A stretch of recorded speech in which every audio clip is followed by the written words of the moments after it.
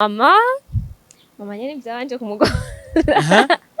Mama yavuze gute? Mama nyene yabanje wewe ngo ya vraiment ngo ya Goreka nuneza abantu bo kukati.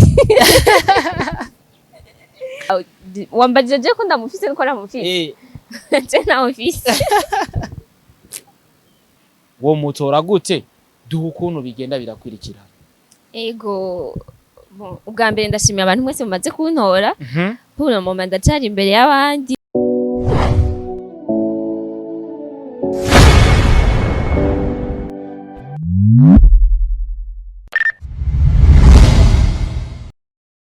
Hello my people, this is Star TV.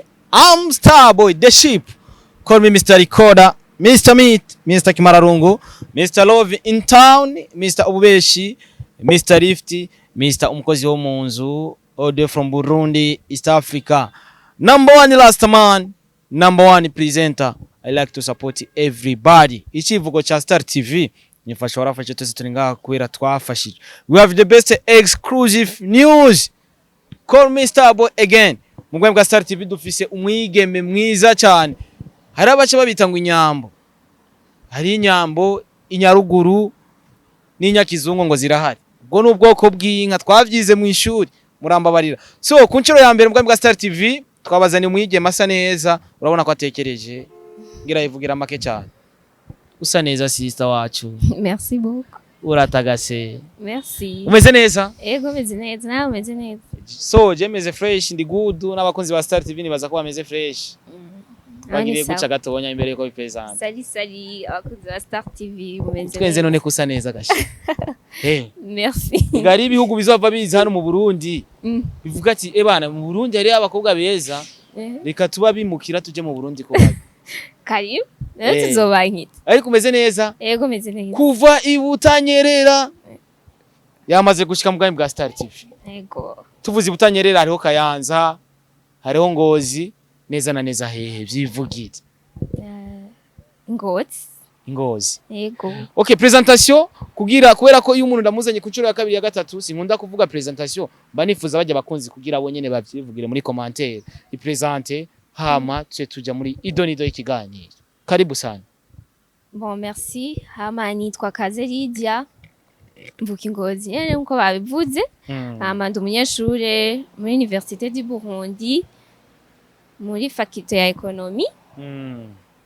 Ego hama ndi muri compétition ya Miss Kugasaka 2023. Nina mpamvu ndi ngaha muri Star TV. Ego. Okay, iyo uvuze ati wiga kuri Université y'u Burundi, cyarumva ikintu bakunze kuvuga abapoire. Ego. Miss wacu ni umupware. Cyane gose. Sivyo none? Okay, ko biri kose yamaze kubivuga yariduduriye ko ari abantu bita bandari duduri. Wewe yariduduriye ko yaheje kuvuga ari muri competition ya Miss Kugasaka. Miss Kugasaka itegurirwa hehe? Ibutanyerera Ngozi. Yifuza iki rero? Ivyo yifuza muca mu vyumva. So je yonzanye umuntu kugira n'umupresident kugira togwe aratubwira ati bimeze ukuntu. Ariga kari akavuga ati igihugu kimeze gute.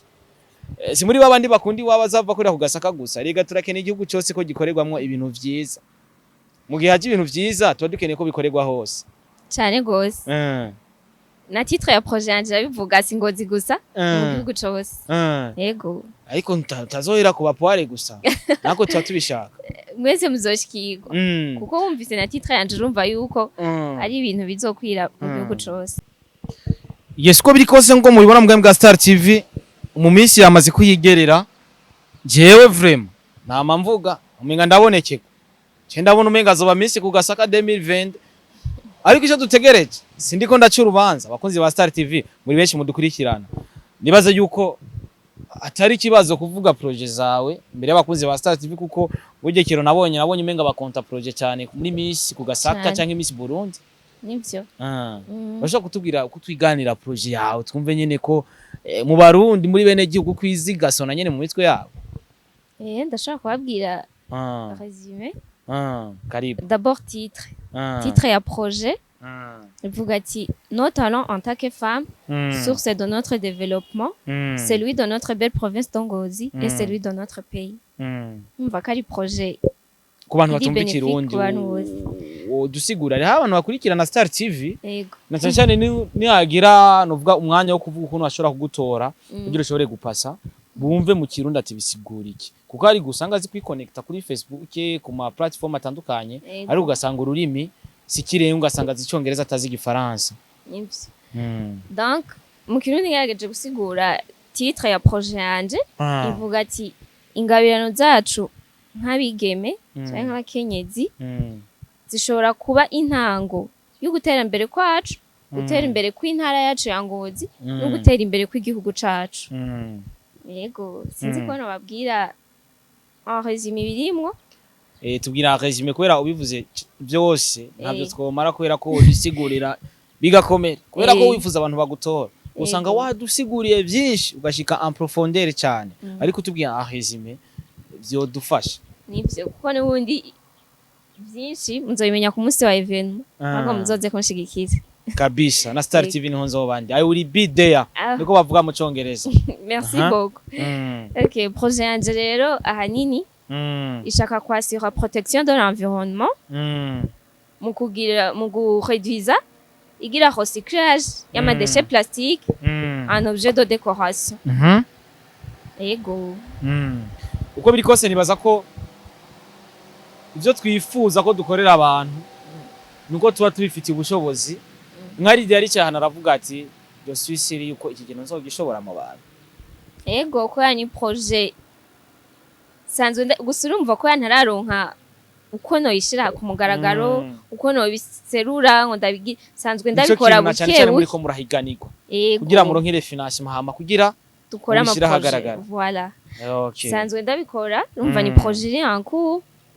ndakoranye n'utuntu tumwe tunushoboye mu plastique bisigura yuko ivyo giyemo ntugiye kwiga ni ibintu warusanze ukora ahubwo ushaka quelque sponsor bivanye no kuzaba watuka abanka Miss Kugasaka 2022 oui visibilité les partenaires umva nje ndikunda higa guno munsi uvuze ati Miss Kugasaka nuko tuba tumva ko ari umwana yavukiye Ngozi ariko arabo bihora bico gasanga abavyeyi ntibavukiyeyo bibera Bujumbura mu kaza umva ngo ari muri Miss Kugasaka Lydia usanga ufise abavyeyi b'Ingozi bose ego mama na papa ego niyo basanzwe baba cyangwa baba niyo baba neza na neza he Ngozi ndahazi utambeshe mu Kigobe mu Kigobe cyo ndahabona ari na hotel bita Maison de Passage Kigobe muri Rompe hajya hotel Kigobe ndahabona usa n'ugiraje kuri presidence ucukata uja kuri presidence hariya kuri kwisoko harancanze muramba wari so uko biri kose urumva n'umunyengozi afise papa na mama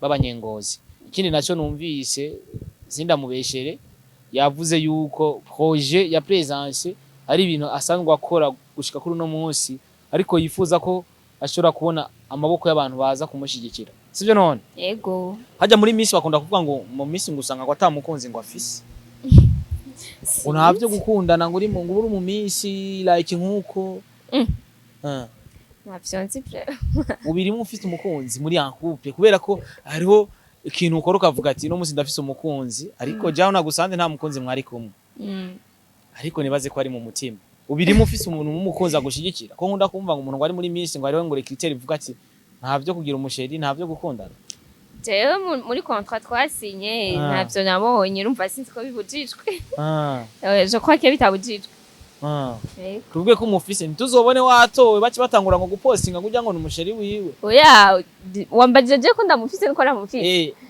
je na office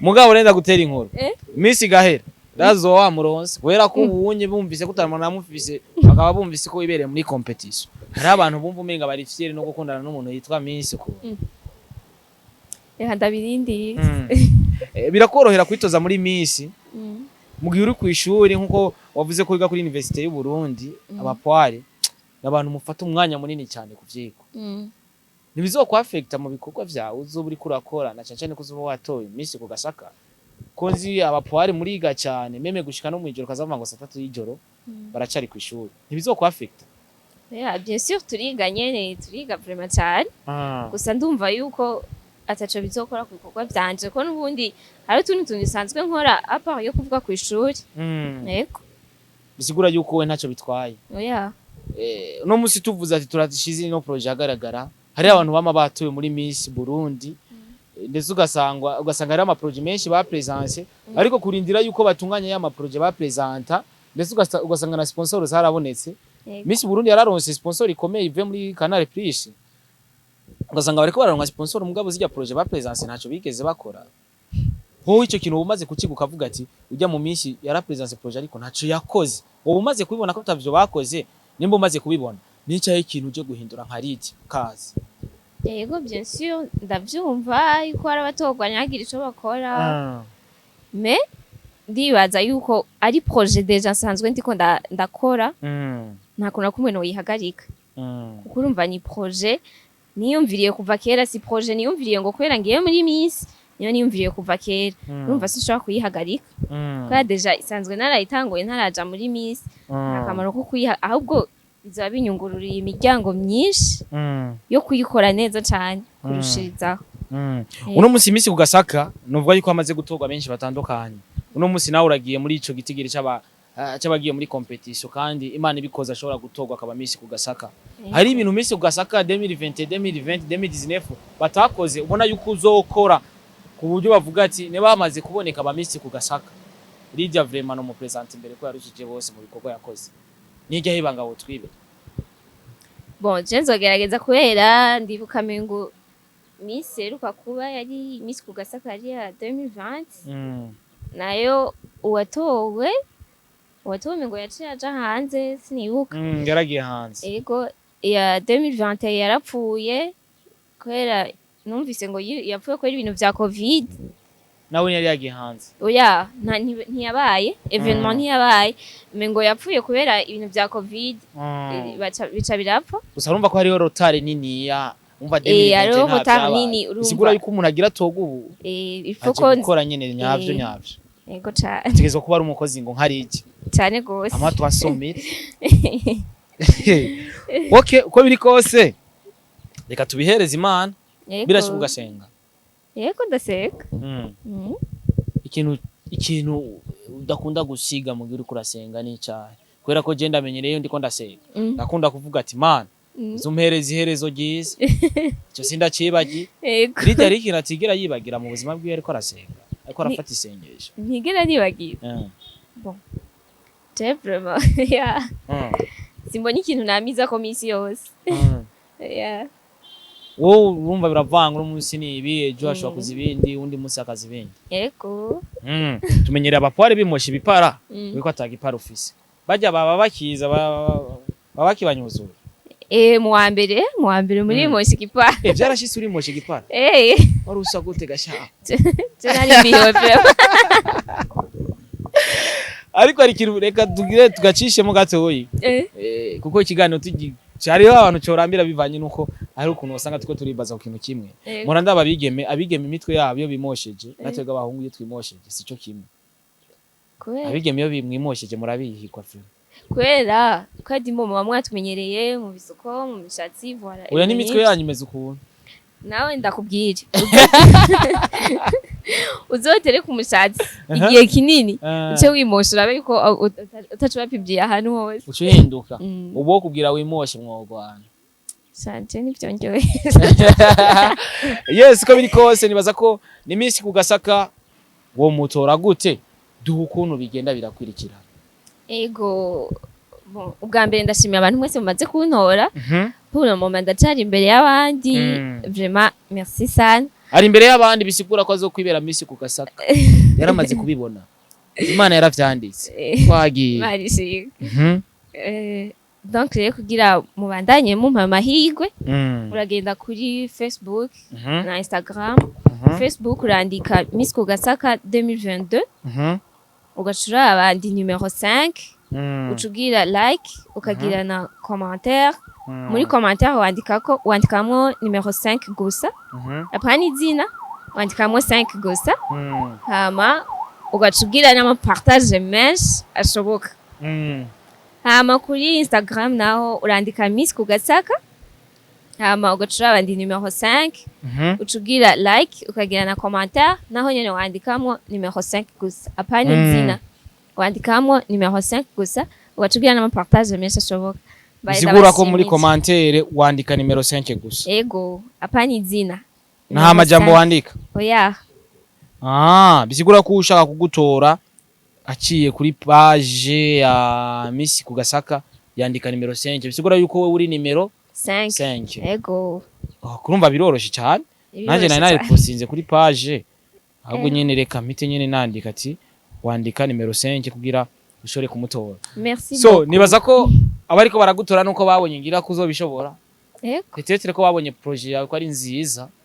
Reka duhamagarire n'abandi bataragutora kugira baze bunganira abandi kugira ya projet yawe bayishigikire mu kugutora cyane cyane. Merci beaucoup. Ukitwangusha mana y'u Burundi. Oya, sizoba deseba.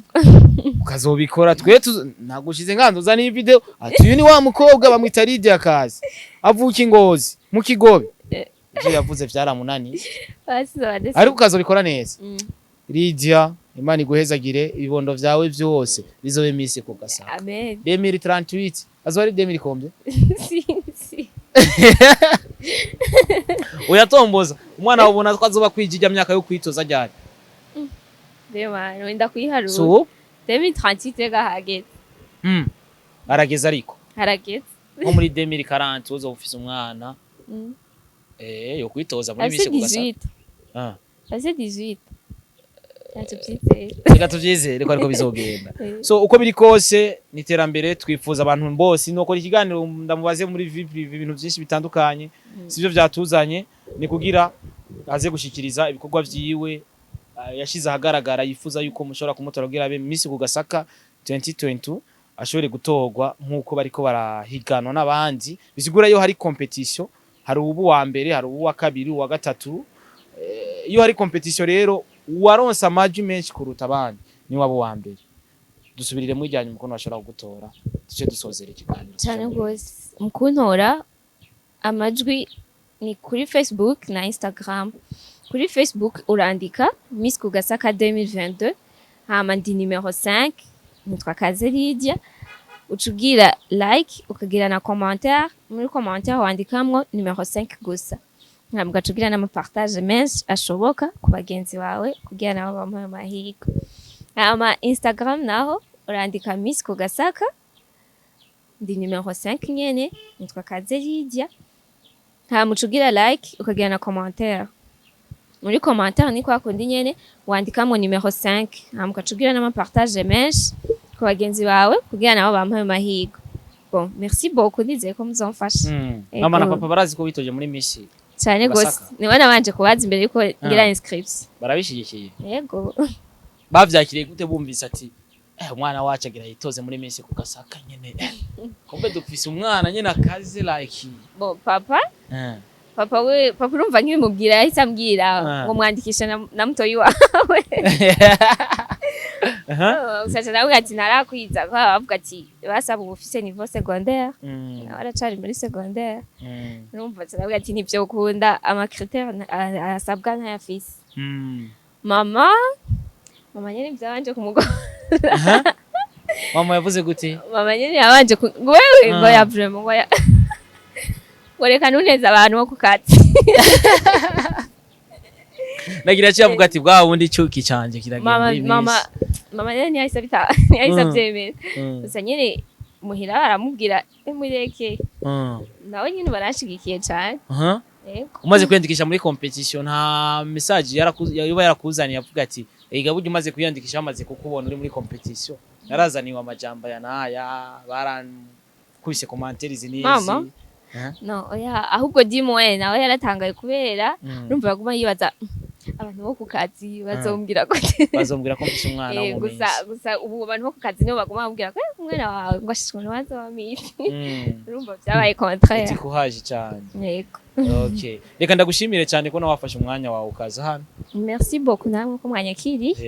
Yego. So iyi ni Star TV number 1 presenter last man presenter call me aka Mr. Recorder, Mr. Meat, Mr. Kimararungu, Mr. Love in Town, Mr. Ububeshi, Mr. Lift. Je nibigana bica kuri Star TV. Umukozi wo munzu cyo nikindi kiganiro. Imana bayizagire cyane. Support, ndifuza support yanyu mushigikire. Ni KAZE Lydia numero ya 5. Numero ya 5. tumushigikire dushigikira ibikorwa by'iwacu dushigikira amaproje meza ajya amaproje meza niyo azoza kutwigisha twebwe agira icyo adufashije na cyane cyane mu buzima na cyane cyane abo Kugasaka nabo nurumva ko hariho intérêt ikomeye cyane Imana ibahezagire cyane bye bye in Star TV kora subscribe kugira ibiganiro byose bizoca ko kuri Star TV uzobe namba 1 kubona ivyo biganiro tumushigikire Lydia niba wambera kazonyibagira nta kundi nzobireka ntacyo bitwaye bye